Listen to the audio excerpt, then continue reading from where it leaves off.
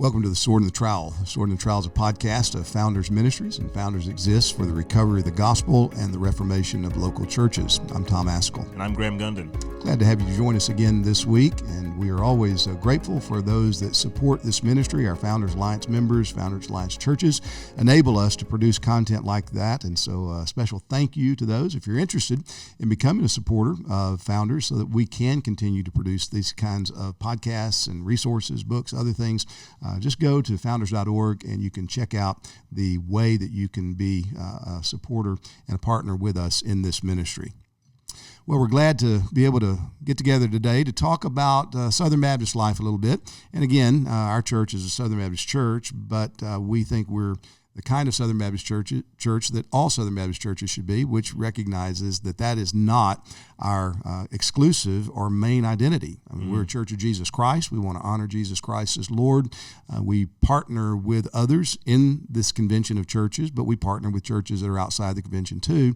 And we think that that's a healthy kind of way to do church life here in Southwest Florida. Over the last several weeks, as it was announced that I would be nominated to consider the responsibilities of president of the SBC in the Anaheim Convention in June, I've been thinking through some of the structural challenges that we have in the Southern Baptist Convention. It's been interesting, Graham. I've gotten this question, man, if you become president, what are you going to do? Well, the president of the SBC can't really do a lot officially. It's a very limited type of responsibility. You get to appoint the members of two committees, one of which is just a quick committee to appoint a committee on nominations, and then you get to appoint the committee on resolutions for the next year, and then you get to moderate the meeting. And that's officially the only thing that you can do structurally. Well, maybe you could pull a Woodrow Wilson and just form a bunch of administrative agencies that could just run the whole convention for us. Yeah, we could have czars. We could come up with our own list of SBC czars.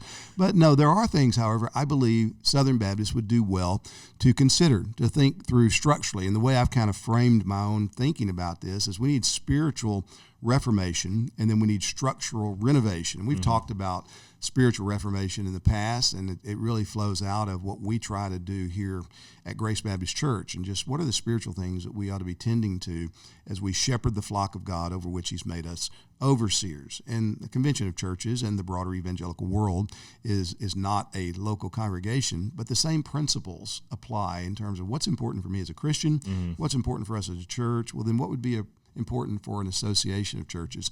But the SBC has some unique challenges because of the structure of our organization. One thing I like reminding both Southern Baptists and those that are not Southern Baptists to consider is the fact that every Southern Baptist church is an independent church. There is no ecclesiastical authority over us. Our participation is voluntary, and we participate when and as we can. We are in friendly cooperation with other churches in the SBC, but that does not mean that what happens in Nashville or that Nashville gets to dictate what happens here at Grace Baptist Church in Cape Coral. You're making all the Presbyterians shudder. That's right. Well, and good. Shudder they should, because we read the same Bible, and I'm willing to have those conversations with our Presbyterian friends. But it's just a fact. I mean, we have a local association that we participate with. We have the State Convention of Southern Baptist Churches, but none of those structures are over the local church. We're fond of saying in the SBC that the local church is headquarters. And as such, the rest of the SBC needs to start listening more carefully to headquarters because, Houston, we've got some problems, and we want to address those problems. So we thought it'd be good to have a podcast about that today. Yeah, and the Southern Baptist Convention is, in one sense, it's a very simple system, but in another sense, it's very complex and difficult to navigate. And for people who are kind of looking in from the outside, or even people who are Southern Baptists who aren't familiar with kind of the polity and what happens within the convention, it might be helpful to kind of describe some of the inner workings of the way in which the convention operates. Yeah, that's a good point, because here it is. Local churches determine that they will voluntarily cooperate with other local churches under this connection, or not really connection, but this associational principle known as the Southern Baptist Convention. And so the way we do things structurally as a convention of churches has to function politically. I mean, it's inevitable. There has to be these mechanical operations for churches to get things done together.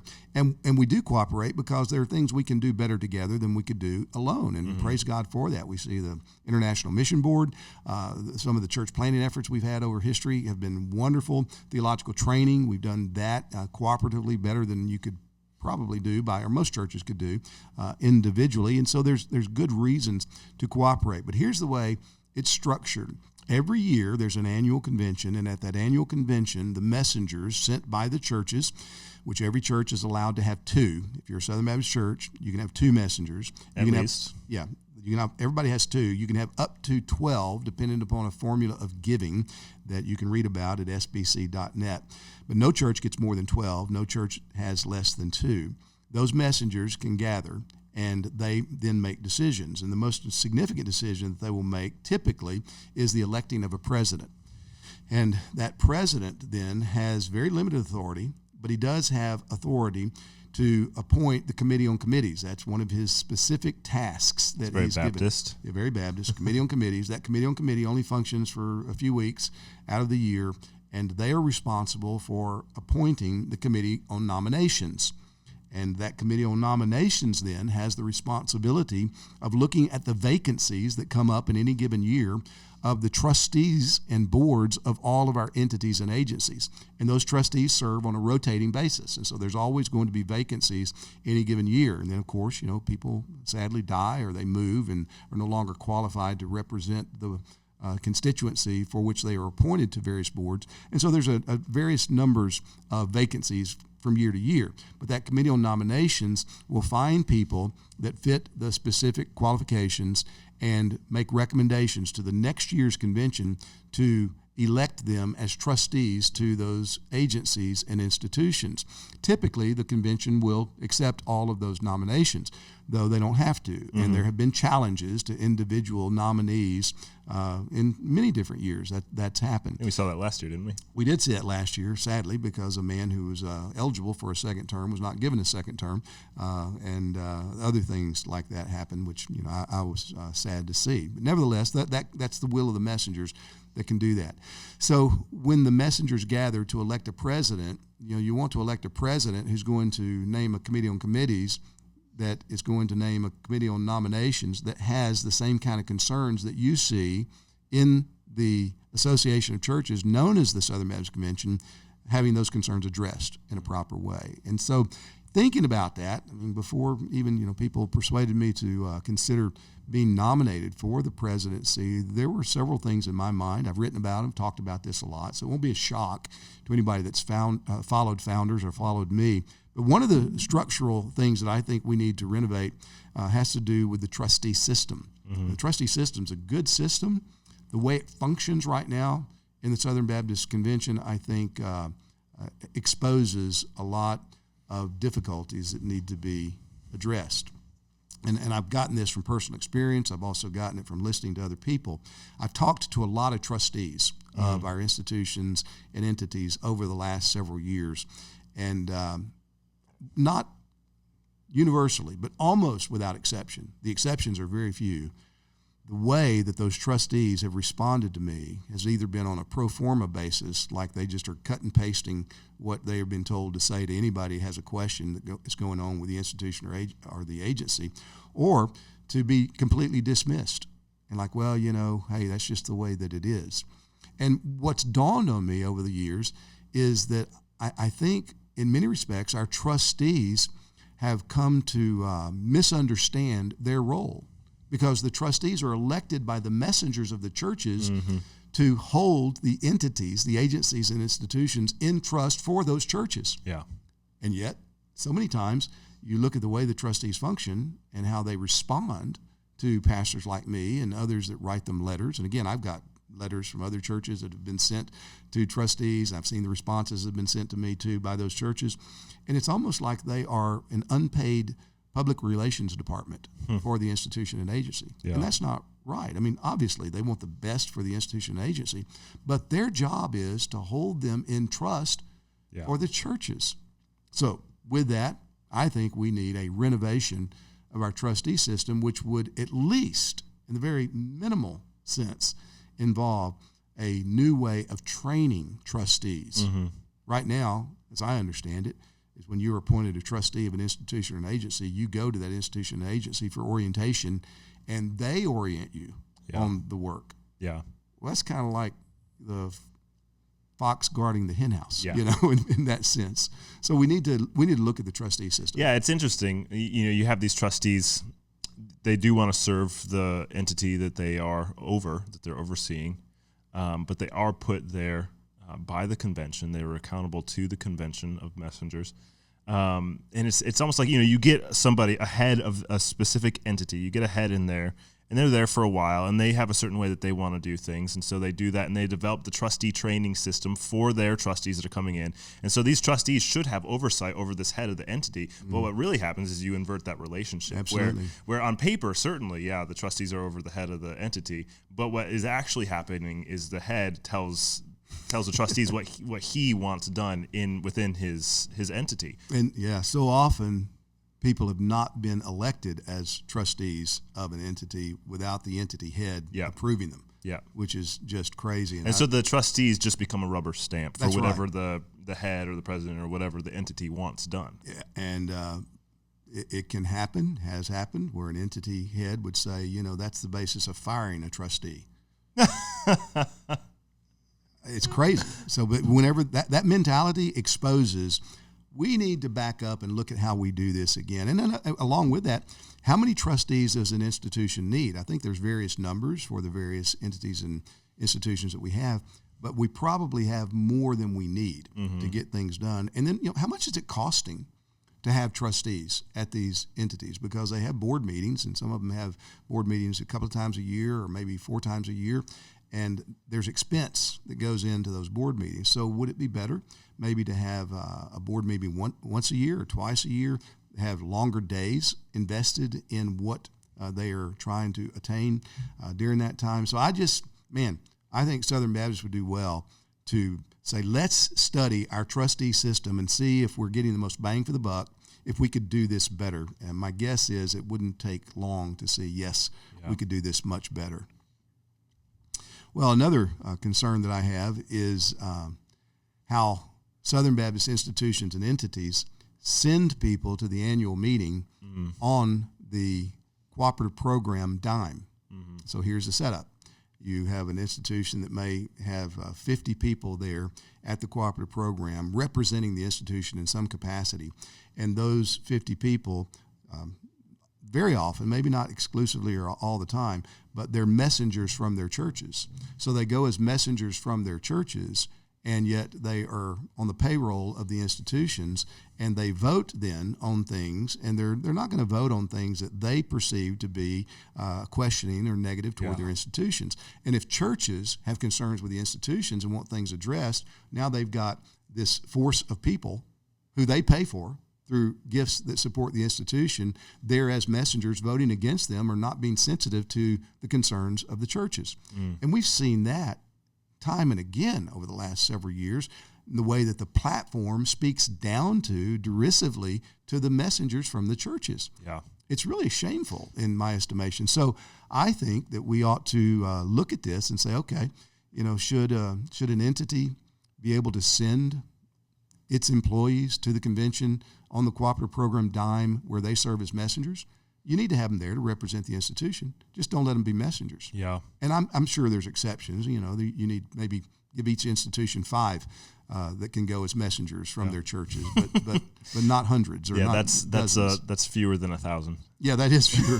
And again, the Washington Post last year, after the Nashville Convention, wrote that the North American Mission Board actually paid and funded church planters from our urban centers to come in to vote for Ed Litton as president. Now, the Washington Post wrote that, and I know, there's been folks in the North American Mission Board say that's not true. They said that to me specifically when I publicized. All I did was say, here's what the Washington Post said, and they said that's not true. I said, well, great, call the reporter and tell him that he has written a lie and call upon him to renounce it. Disavow this article from the Washington Post. That was never done, at least to my knowledge. It wasn't done. Because it gives room to falsify that claim. That's right. And I checked with the reporters. Hey, has anybody called you and told you that what you said wasn't true? No, So, again, maybe it's not true. If so, it's pretty easy to stand up and say, you know what, that's not true. Mm-hmm. But I've also had it told to me from others as well. And it's unseemly. It's not right. And so I think that's a pretty simple fix. Yeah. Let's just say, okay, you know what? Every entity, every agency can have employees sent on employee money or from the institution money that's given by the churches as messengers. You can only have a handful. Well, I think what this is doing, so both of these issues, this trustee training issue and the entities paying for their employees to go to the convention, both these issues are highlighting the main problem within the convention right now, at least structural problem within the convention that I see, is that churches are not controlling the convention or the direction of the convention as it's meant to be. Right. Rather, entities are doing this. Yeah, that's right. The seminaries, the mission boards, all these different entities. There's a lot of money that goes through the cooperative program. There's a lot of money that's dispersed from the SBC to these different entities. And so what happens at the convention 2 days a year, all these different entities, they have an interest in what happens because there's a lot at stake. There's a lot of money. And so why wouldn't you get as many of your people as you can there to protect your interests there, even from the floor or from the platform? Mm-hmm. And so how could local churches have any opportunity or any chance to actually do their job in controlling what happens in the convention if all the entities are able to send as many people as they can with the money that the local churches have given them? Right? They should be taking those monies and be doing what the local churches have commissioned them to do rather than protecting their interests at the convention. Absolutely. And I tell you where we've seen this more than anywhere else, at least from my vantage point, is with the North American Mission Board, which gets the largest amount of money that is kept in the United States of anything that Southern Baptists support. I mean, the International Mission Board gets 50%, but that's spent overseas largely. They have a very bare bones budget for their United States offices and training and all that they do. But the North American Mission Board is all kept right here, and so they're kind of like the 800-pound gorilla, that is in the room. And whether intentionally or unintentionally, you just look at the facts. When last year, Ed Litton was nominated to be president. Well, his wife works for the North American Mission Board. He was a trustee of the North American Mission Board, I think. And then this year, Willie Rice, who's vice president of the trustees of the North American Mission Board, was nominated. Now, he's dropped out. But you just think, I don't think the North American Mission Board should have that kind of influence in what goes on in Southern Baptist political life. And yet it seems like they do.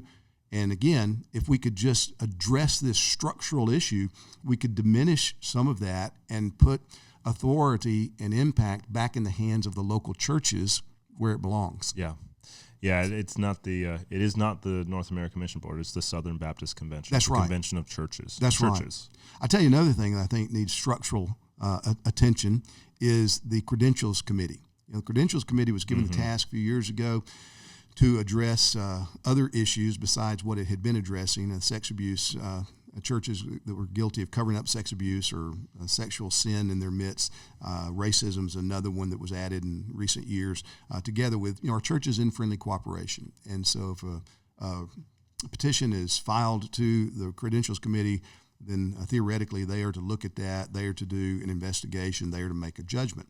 Well, man, I've filed several with the Credentials Committee on things that I thought were churches came out publicly advocating positions that are contrary to who Southern Baptists are. I've never heard from the Credentials Committee from any of those efforts that I've sent in, so I don't know how they dispose of that. I've talked to people that are on or have been on that, and they've told me some of the inner workings, and quite honestly, it hasn't been encouraging to hear the way some of those deliberations have gone. So I think we need to strengthen the Credentials Committee. Now, don't have a clear proposal as to how, but if we're giving them a responsibility, we ought to give them the tools to fulfill that responsibility and to do it in a way that is respectful of and responsive to the churches to whom they are accountable. Again, comes right back down to local churches who own the entities and institutions of the SBC. And so the Credentials Committee is important. I think it's a right thing for us to have, but it needs to be looked at to see, is this being effective, or is this just kind of a paper tiger that's up there really not doing anything? The temptation, I think, is don't stir the pot, don't disfellowship churches. Why?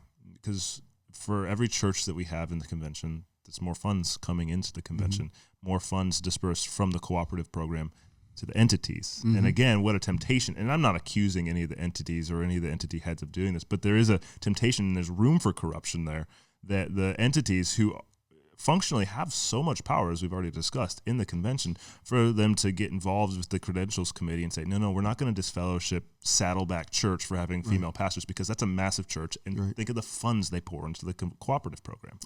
Or we don't want to be guilty of looking bad to the world or broader evangelical world for actually saying we have borders and you've crossed the borders, and so you're no longer a part of us. So that whole issue needs to be examined. It's probably not just a credentials committee issue, but we have that committee, and they need to be given the ability to fulfill the responsibilities that have been given to them. I tell you another thing I believe that we've got to address, and we'll probably be forced to do this if we don't act on it quickly, and that is to study and consider very specifically and to state in plain language what the qualifications for pastors are in churches that are going to be in friendly cooperation of the Southern Baptist Convention. Now, we have it right now in the Baptist Faith and Message that pastor is limited to the role of qualified men, but we've seen how people have taken that phrase and turned it into a wax nose to say, we believe that, though we got women assistant pastors or associate pastors, but they're not lead pastors, they're just preaching pastors, they're this. And it's just unfortunate, and so we've attempted in recent years to address that by saying that it's not just the office, but it's also the function of the pastor to be limited to qualified men. That failed. It didn't make it out to the convention to actually debate. So somehow we need to look at that. But in addition to that, and what right on the wings of that, is the whole LGBTQ plus movement. Not just the radical feminism movement, but transgenderism.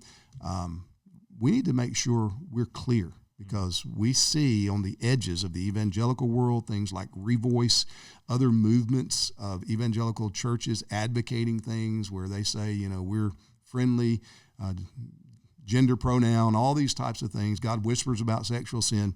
We need to be clear what the Bible says, and that needs to be studied, I believe, by Southern Baptists. I think that when you see our former fearless leader, Russell Moore, on a stage with a philosopher who says that the people of God have been cruel and mean to his gay children, his LGBTQ children. And Russell Moore didn't say that, but he's on the same stage and he's not correcting the man, If one of our entity heads can be there in that position, I mean, think of the problems that we have throughout the rest of the convention and the way in which our leaders have just kind of been silent and not wanted to speak up on these issues. And I don't think we can afford to do that any longer.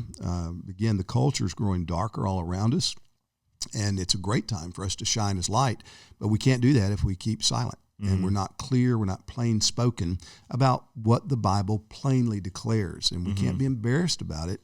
So I think that if we're going to be salt and light, if we're going to honor Christ in this day, we're going to have to examine those issues and say, okay, how do we articulate the borders related to these issues, maintaining biblical fidelity as a cooperating association of churches? And that'll take some time, but it merits serious prayerful attention.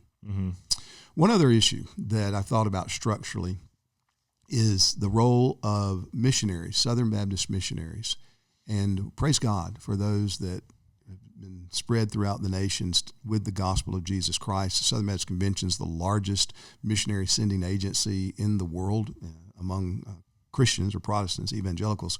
We praise the Lord for that. But what about those missionaries that are serving on the field? They come home about every 4 years or so, and they have stateside assignments, those that are on stateside assignments, and some that are overseas that come back for the annual meeting. They get to be at the annual meeting. But if you've been a faithful missionary sent out by a Southern Baptist church to someplace overseas, and you're planting a church, and you join that church plant, or you join a local church that's planting the church. As you should. As you well should. That's exactly Baptist ecclesiology 101. then you're no longer technically Southern Baptist, because the church that sent you from the Southern Baptist Convention is no longer your church. You don't have a membership there. Some get around this by having associate memberships or something else, but even that's a little fuzzy in terms of Baptist ecclesiology, where we've had a high view of membership. So I think that we ought to just go on record and say, let's study this. How can we guarantee that if Southern Baptist missionaries sent by Southern Baptist churches want to be involved in Southern Baptist life back in the States, that they have opportunity to be involved? And, that might look any number of different ways, but it needs to be studied. And I would recommend, we've got to do something about that. Yeah, because the main reason why we come together as an association of churches is for the sake of global missions. And so it seems silly that our missionaries that we send out around the globe would not have any sort of say in what happens at the annual convention. That's right. That's exactly right. Well, I'm sure there are others, but these are the things that have kind of been running through my head over the last couple of months. And we are coming up on Anaheim in just a few weeks. Encourage those of you who are Southern Baptists to have messengers from your church go and take an interest in what's taking place. The Southern Baptist Convention matters, and what happens in the SBC impacts the broader evangelical world in the United States and from the United States throughout the nation. So pray for the Southern Baptist Convention and the churches, and if you're part of one, then seek the Lord's will and encourage others to try to make it a better association of churches than it is now, so that we can serve faithfully in the generations to come.